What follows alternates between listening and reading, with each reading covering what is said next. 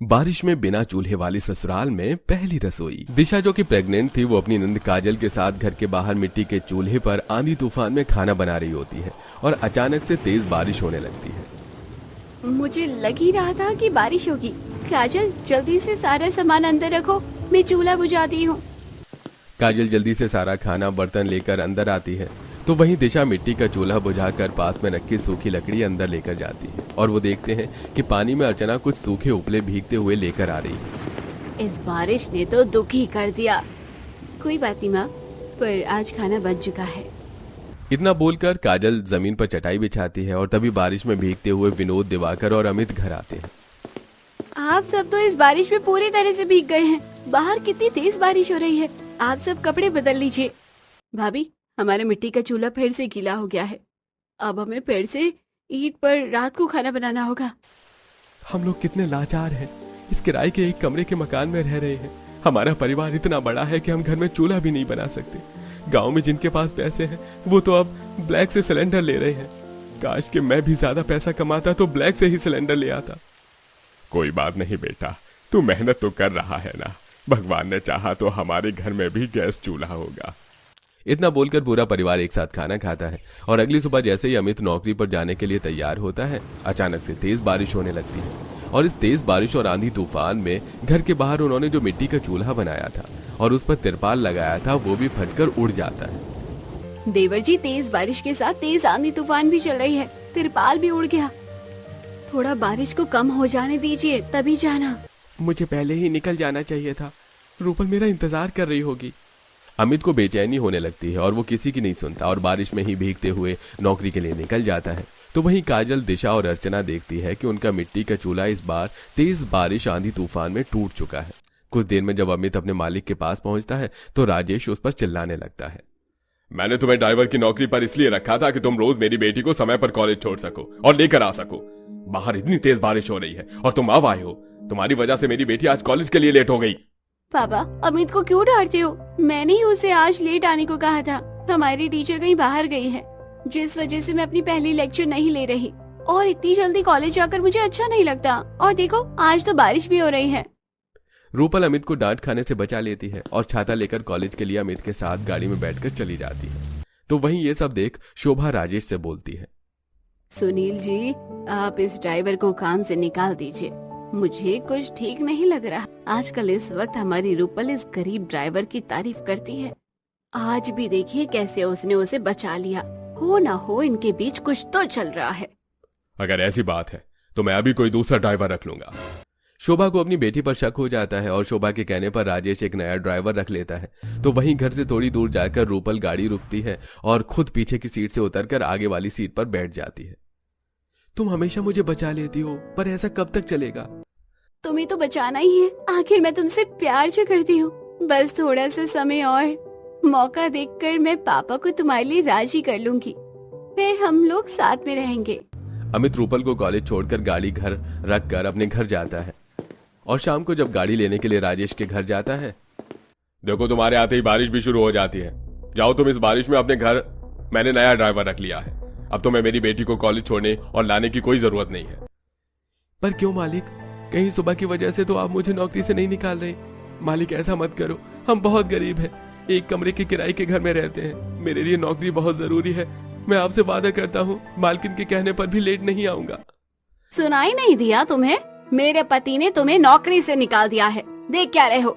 तुम जितना मेरी बेटी को कॉलेज छोड़ने नहीं जाते, उससे ज्यादा उस पर लाइन मारते हो। इतना बोलकर शोभा और राजेश अमित को अपने कुछ नौकरों के द्वारा घर से धक्के मारकर निकाल देते हैं। तो वहीं जब दूसरा ड्राइवर रूपल को लेकर घर जाता है तो रूपल अपने माता पिता पर गुस्सा होती है। किससे पूछकर आपने नया ड्राइवर रखा? अमित मुझे कॉलेज छोड़ने जाएगा तो ही मैं कॉलेज जाऊंगी, वरना मैं घर में ही रहूंगी। उस गरीब की वजह से तू हमसे बदतमीजी करने लगी है। मैं बहुत अच्छे से जानता हूँ तुम दोनों का क्या चल रहा है। अगर अब उस लड़के का नाम लिया तो तुम्हारी शादी मैं अपनी मर्जी से कहीं भी कर दूंगा। शोभा, इसे कमरे में बंद कर दो जब तक इसके सिर से उस गरीब अमित का प्यार का बुखार न उतर जाए।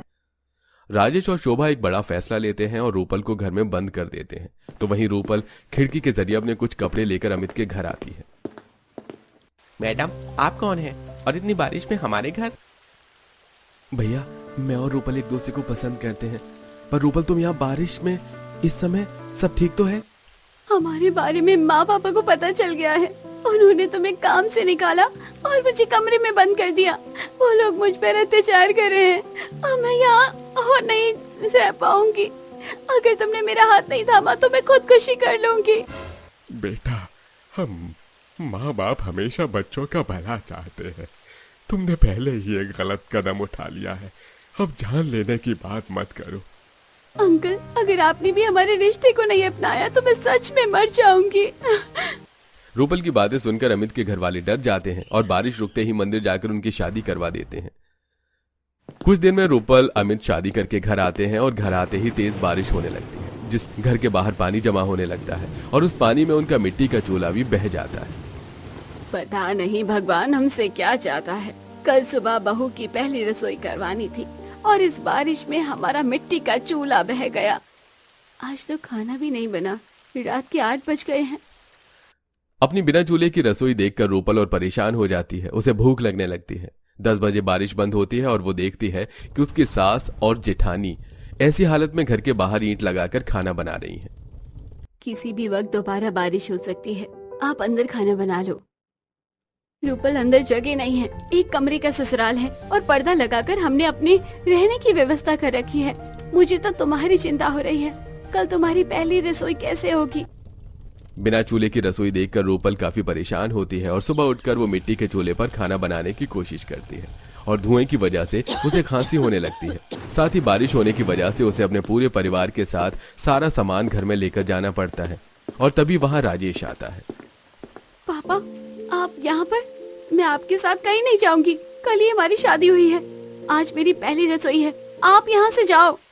अपना घर देखा है? इस एक कमरे में पूरा परिवार रहता है और तू बिना चूल्हे की रसोई में अपनी पहली रसोई कैसे करेगी? तेरे बाप की खुद की सिलेंडर की एजेंसी है और मेरी बेटी ऐसे घर में रहेगी जहाँ गैस चूल्हा भी नहीं है। राजेश रूपल को सुना ही रहा होता है कि तभी बारिश में भीगते हुए अमित चूल्हा और सिलेंडर उधार मांग कर लाता है। होगी आपकी गैस एजेंसी, पर मैं अपनी बीवी को किसी भी चीज की कमी नहीं होने दूंगा। रूपल, आज तुम्हारी पहली रसोई है और इस बारिश में ही तुम अपनी पहली रसोई करोगी। तुम्हें इस बारिश में घर के बाहर मिट्टी के चूल्हे पर खाना बनाने की जरूरत नहीं है।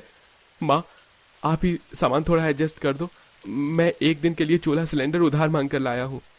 दिशा प्रेगनेंसी में भी सारा सामान हटाकर चूल्हा सिलेंडर रखने की जगह बनाती है, तो वहीं काजल अपनी भाभी के लिए सब्जी काट देती है और चूल्हे के पास बैठकर अर्चना अपनी बहू को खाना बनाना सिखाती है और ये सब राजेश अपनी आंखों से देखता है। अंकल, माना कि हम बहुत गरीब हैं, पर ये हमारा आपसे वादा है, हम आपकी बेटी को बहुत खुश रखेंगे और किसी भी चीज की कमी नहीं होने देंगे। पापा, आपने अपनी आंखों से देख लिया ना कि मेरे ससुराल वाले मेरा कितना ख्याल रख रहे हैं। ठीक है, मैं तुम्हारे इस रिश्ते को अपनाता हूँ, पर तुम सब कान खोलकर सुन लो। अगर मेरी बेटी की आंख में कभी आंसू आया या उसे कभी दुख दिया तो मैं तुम सबको सलाखों के पीछे भेज दूंगा। और हाँ, तुम्हें चूल्हा सिलेंडर मांगने की जरूरत नहीं है, मेरी खुद की एजेंसी है। हर बाप अपनी बेटी को कुछ न कुछ देता है, इसलिए मैं अपनी बेटी को चूल्हा और सिलेंडर दूंगा ताकि उसे अपने ससुराल में बिना चूल्हे की रसोई में दिक्कत न हो। न चाहते हुए भी राजेश उसके रिश्ते को अपना लेता है, पर कड़ी चेतावनी भी देता है और घर जाकर अपनी बेटी के लिए एक सिलेंडर और चूल्हा भिजवाता है। तो वहीं गरीब परिवार कुछ पैसे जोड़कर घर के बाहर ही एक छोटी सी रसोई बनवाते हैं जिसमें एक इंसान खड़ा होकर खाना बना सके। ये रिमझिम बारिश और उसमें ये अदरक इलायची वाली चाय और उसके साथ आपके ठेले के ये करारे पकौड़े, मजा आ गया खाकर। चाय पकौड़े खाकर मधु अपने घर आती है और कुछ ही देर में मधु के पेट में अचानक दर्द होता है। माँ, मेरा पेट बहुत दुख रहा है। क्या पेट दुख रहा है? अचानक तेरे पेट को क्या हो गया? सच बता, आज फिर तू बारिश में भीगकर ठेले के चाय पकौड़े खाकर आ रही है ना? नहीं माँ, मैंने कुछ नहीं खाया, ये अपने आप हो रहा है। सच बता मधु, झूठ मत बोल, तुझे मेरी कसम। और देख ले, मेरी कसम का अगर झूठा जवाब दिया ना तो तेरी माँ मर जाएगी। अरे क्या माँ, खाया था बारिश में भीगकर ठेले के चाय पकौड़े। अब आपको पता तो है मैं बारिश में खुद को रोक नहीं पाती हूँ ठेले के चाय पकौड़े खाने से। हाँ, रोक नहीं पाती है तो अब मर दर्द से। मैं भी कुछ नहीं करूंगी। और हाँ, कुछ दिनों बाद तेरी शादी है, देखती हूँ अपने ससुराल में कैसे खाती है तू बारिश में ठेले के चाय पकौड़े। मधु शादी करके अपने ससुराल पहुंचती है। आओ बहुरानी, घर के अंदर आओ। जी माँ जी। अगले दिन सुबह मधु रसोई में अपनी पहली रसोई के खाने की तैयारी कर रही थी कि तभी वहां पर उसकी जेठानी आती है। अरे देवरानी जी, ये क्या तामझाम बना रही हो? सुबह सुबह इतना हेवी खाना कोई नहीं खाएगा। आप सिंपल जूस रेडी कर लो और उसके साथ सैलेड और फल फ्रूट काट लो। क्या इतना सिंपल खाना खाएंगे आप लोग? पर मैं तो बहुत सी चीजें बनाने की सोच रही थी अपनी पहली रसोई पर, जैसे दाल मखनी, शाही पनीर, पूरी, पकौड़े। अरे नहीं, इतना करने की जरूरत नहीं है। अब जेठानी के कहे अनुसार मधु कुछ तरह के सैलेड्स, फल फ्रूट और जूस तैयार करके डाइनिंग टेबल पर परोसती है। अरे वाह बहू, पहले दिन ही तुम्हें हमारी पसंद नापसंद का पता चल गया। अच्छा है, मुझे तो लगा था कहीं बहू ने कोई भारी भरकम खाना ना बना दिया हो। हाँ सही कहा। वैसे भाभी, आप नहीं खाओगे क्या कुछ? हाँ हाँ खाऊंगी ना। अरे फिर क्या सोच रही हो? आओ बैठो यहाँ मेरे बगल में और खाओ हमारे साथ ये हेल्दी सैलेड्स, फ्रूट और जूस। मधु सबके साथ बैठकर खाना शुरू करती है। हे भगवान, ये मेरी ससुराल वाली कैसी कच्ची सब्जियां, फल फ्रूट, ये जूस खा रहे हैं। मेरे तो गले से नहीं उतर रहा है ये सब। तभी शाम को मधु अपनी सास से, माँ जी शाम हो गई है, चाय वगैरह बना लो। नहीं देवरानी जी, चाय नहीं पियेंगी माँ जी। माँ जी क्या, घर में कोई भी चाय नहीं पीता। चाय में कैफीन होता है और वो हमारी हेल्थ के लिए बिल्कुल ठीक नहीं होता। तुम उसकी जगह ड्राई फ्रूट्स ले आओ माँ जी के लिए। ओ बेटे, ये लोग चाय भी नहीं पीते। गई भैंस पानी में। अब ना तो यहाँ मुझे कुछ तला भुना खाने को मिलेगा और एक चाय का सहारा था, वो भी ये लोग नहीं पीते। जी मैं अभी लाकर देती हूँ। मधु ड्राई फ्रूट्स लेकर अपनी सास और जेठानी को देती है। इसी तरह अगले दिन मधु की ससुराल में उसकी पहली बारिश होती है। अरे बारिश तो बहुत तेज हो रही है, क्या करूं? मुझसे तो बिल्कुल भी बर्दाश्त नहीं हो रहा है। बहुत तेज क्रेविंग हो रही है ठेले के चाय पकौड़े खाने की। मधु पर्स लेकर बाहर आती है। अरे अरे देवरानी जी, भागी भागी कहाँ जा रही हो? वो जेठानी जी, मेरा फोन कुछ काम नहीं कर रहा है। शायद मदरबोर्ड में कोई दिक्कत हुई है। सारी इम्पोर्टेंट चीज है इसके अंदर, इसीलिए जल्दी ठीक कराना पड़ेगा। तेरा दिमाग खराब है? बाहर इतनी तेज बारिश हो रही है, इसमें तेरा फोन ठीक कम और खराब ज्यादा हो जाएगा। कुछ नहीं होगा, मैंने फोन को अच्छे से प्लास्टिक बैग में रखा है। अच्छा मैं चलती हूँ। अब ससुराल वालों से झूठ बोलकर अनीता की देवरानी बारिश में छाता लेकर बाहर आती है और एक ठेले पर चाय पकौड़े खाने लगती है। ओह गॉड, आज मेरी आत्मा को तृप्ति प्राप्त हुई। मैं कब से बारिश में ये ठेले के चाय पकौड़े खाने के लिए तरस रही थी। अब मधु चाय पकौड़े खाकर घर आती है, तभी उसकी जेठानी उसे खाने के लिए पूछती है। अरे देवरानी जी आ गई आप? आइए खाना खा लीजिए। हाँ बहू, आ तू भी हमारे साथ बैठ खाने पर। कद्दू खाना खाओ, मेरा तो पूरा पेट फुल है ठेले के चाय पकौड़े खाकर। वो माँ जी, बारिश में बहुत ज्यादा भीग गई हूँ तो सर थोड़ा भारी हो रहा है, मैं अभी आराम करना चाहती हूँ। अच्छा ठीक है, जाओ तुम आराम कर लो। अब इसी तरह मधु बार बार अपने ससुराल वालों से बहाने कर करके बारिश में ठेले के चाय पकौड़े खाती। तभी एक दिन जब मधु फिर से जल्दबाजी में बारिश में घर से बाहर निकल रही होती है तो उसकी सास, अरे बहू रुक, बाहर बारिश हो रही है। हाँ देवरानी जी, बाहर बारिश हो रही है और आज आपको कौन सा अर्जेंट काम पड़ गया जो बारिश में ही निकलना पड़ रहा है? अरे क्या बताऊं जेठानी जी, कब से ऑनलाइन जॉब के लिए अप्लाई कर रही थी। अभी एक जगह सिलेक्शन हो गया है, पर कुछ डॉक्यूमेंट्स हैं, उसकी फोटोकॉपी निकलवानी है, इसीलिए बाहर जाना पड़ेगा। आज रात तक सबमिट करना है। अब फिर मधु झूठ बोलकर छाता लेकर निकल जाती है और बारिश में ठेले पर मजे से अपने मनपसंद चाय पकौड़े खाती है और खाकर घर लौटती है। बहुत टाइम लग गया देवरानी जी आपको तो। चलिए कोई नहीं, आइए मैंने खाना निकाल रखा है, खाना खा लीजिए। ये मेरी जेठानी मुझे खाने के लिए तो ऐसे पूछती है जैसे खाने में 36 पकवान बना रखे हो। घास फूस कच्ची सब्जियां तो खाते हैं ये लोग। नहीं जेठानी जी, खाना तो नहीं खा पाऊंगी, बॉडी पेन कर रही है बहुत ज्यादा। आप खा लीजिए, मैं बाद में खा लूंगी। अब इसी तरह झूठ बोल के मधु आराम से बारिश में ठेले के चाय पकौड़े खाती है। वहीं अनीता को अपनी देवरानी के हिस्से का खाना हर रोज डस्टबिन में फेंकना पड़ता है। तभी एक दिन अनीता, माँ जी देवरानी जी बाहर काम से ही जाती है ना, क्योंकि वो जब भी बाहर जाती हैं घर आकर खाना नहीं खाती। और आपको पता है कई दिनों से मैं उनके हिस्से का खाना डस्टबिन में डाल रही हूँ। अन्न की बहुत बर्बादी होती है माँ जी। अच्छा ऐसा क्या? मैं अभी इसका बाहर जाना बंद करवाती हूँ। छोटी बहू, छोटी बहू, कहाँ है तू? जी माँ जी, क्या हुआ, कहिए। अभी कुछ नहीं हुआ, अब होगा। मेरी बात कान खोलकर सुन। आज से तू घर से बाहर कभी भी किसी काम से नहीं जाएगी। जो भी काम है अपने पति को बोल, वो करवाएगा। पर क्यों माँ जी, क्या हुआ? पलट के सवाल क्यों कर रही हूँ माँ जी से? एक बार मना कर दिया ना माँ जी ने। इसी जलनखोर ने माँ जी के कान भरे होंगे पक्का। ठीक है, नहीं जाऊंगी बाहर आज से माँ जी। इस दिन के बाद से मधु चाहकर भी बाहर नहीं जा पाती थी। हे भगवान, मेरे ससुराल वाले ना तो चाय पीते हैं, ना ही कुछ तला भुना खाते हैं, और मेरा बाहर जाना भी बंद कर दिया। अब मैं कैसे खाऊं चाय पकौड़े? हे भगवान, कोई तो उपाय दे। मधु बहुत परेशान थी और भगवान को याद कर रही थी। और फिर कहते हैं ना, अगर भगवान से सच्चे दिल से कुछ मांगो तो मिल ही जाता है। ऐसा ही कुछ मधु के साथ होता है। वहां उस दिन उसके पास उसकी नंद आती है। क्या हुआ निधि, इतनी परेशान क्यों हो? वो भाभी, मैं एक लड़की को पसंद करती हूँ और वो मुझे देखने आने वाला है विद फैमिली। ये तो बहुत अच्छी बात है, तुम परेशान क्यों हो इससे? परेशान इसलिए हूँ भाभी क्योंकि उसके फैमिली को चाय पकौड़े खाना बहुत पसंद है। पकौड़े की शौकीन है वो लोग, और हमारे घर में तो कभी ऑयली खाना बनता ही नहीं है, न ही मुझे बनाना आता है। मुझे डर है कहीं पकौड़े न मिलने पर ये रिश्ता ही ना तोड़कर चले जाएं वो लोग। क्या कहा इसने, पकौड़े?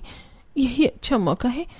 अच्छा तुम चिंता मत करो, मैं सब संभाल लूंगी, उन्हें आने दो। अब कुछ दिनों बाद निधि का बॉयफ्रेंड अपनी फैमिली के साथ उसके घर पहुंचता है, जहां मधु उनके आगे कई तरह के पकौड़े, चाय, कोल्ड ड्रिंक सर्व करती है। वाह भाई वाह, क्या चाय पकौड़े बनाए हैं। बारिश के मौसम में खा के तो मजा ही आ गया। वैसे ये पकौड़े किसने बनाए हैं? जी, आपके होने वाली बहू निधि ने। बहुत अच्छे बने हैं ना? बहुत अच्छे बने हैं। अब पूनम रिश्ता पक्का करके वहां से चली जाती है। अरे भाभी, अभी आपने अपने हाथ के पकौड़े बनाकर रिश्ता तो पक्का करवा दिया, पर शादी के बाद जब उन्हें मैं ऐसे चाय पकौड़े बनाकर नहीं खिलाऊंगी तो कहीं वो मेरे साथ कलेश न करने लगे। कोई कलेश नहीं करेंगे, तेरी छोटी भाभी है ना, वो तुझे सिखा देगी ये चाय पकौड़े बनाना। क्यों बहू, सही कहा ना मैंने? हाँ माँ जी, एकदम सही कहा आपने। अब मधु कई दिनों तक निधि को चाय पकौड़े बनाना सिखाती है और साथ ही साथ वो चाय पकौड़े हर बार अपने ससुराल वाले को टेस्ट कराती है। माँ, बड़ी भाभी, चाय पकौड़े कैसे बने हैं? बहुत अच्छे बने हैं, देवरानी जी की मेहनत कामयाब हो रही है। अब कुछ दिनों में ही निधि चाय पकौड़े बनाना सीख जाती है। भाभी, बस अब इस चाय पकौड़े की क्लास को बंद करते हैं क्योंकि मैं अब अच्छी तरीके से इसे बनाना सीख गई हूँ। नहीं, अब ये क्लास बंद नहीं होगी क्योंकि अब रोज रोज चाय पकौड़े खाकर हमें भी चाय पकौड़े पसंद आने लगे हैं। अब कुछ दिनों बाद निधि की शादी हो जाती है। वहीं दूसरी तरफ मधु के ससुराल वाले चाय पकौड़े खाना भी पसंद करने लगते हैं।